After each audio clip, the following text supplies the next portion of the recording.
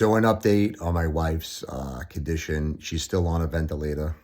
Um, but the good news is they've been asking her questions that, kind of just test her if she's competent. So far, it seems, knock on wood, pretty good. Like they would ask her questions like, her name is Jennifer. Is your name like Sarah? She would say, no. Is your name Jennifer? Yes. Like she has a food tube. She can't speak in her mouth. Prior to this, she wasn't eating or drinking. That could have been due to a number of things. Could have been due to she was fighting, the pneumonia. Then she's got the liquids that were filling up in the brain. They had to drain all of that extra liquid caused from the tumors. So now, hopefully, when they take her off the ventilator, which I hope they do in the next day or so, I'm hoping she could talk. She hasn't been speaking in like 9 days. I just want to hear her voice. I want to hear her say something. And I want to see if she's okay, most importantly.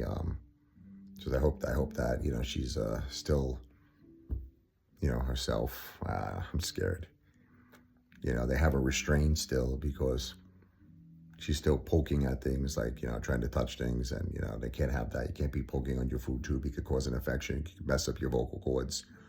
See, that's not like Jennifer. That's the thing. I mean, I know she wouldn't do that. So that's why I'm a little concerned. Listen, the girl had to endure a lot of pressure.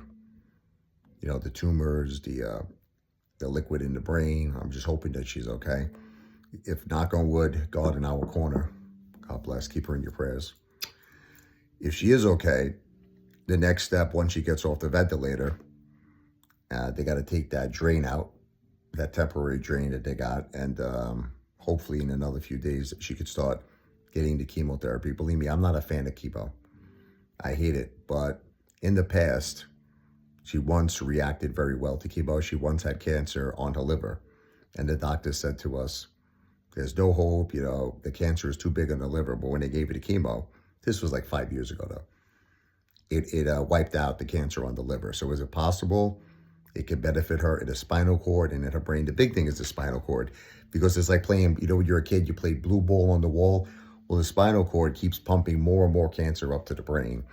So this is a major problem. It's like a kind of like a fight against time right now, because the longer she stays in the ventilator, the longer the cancer in the spinal cord could shoot more cancer to her brain, the more the current tumors that are in her brain right now could grow.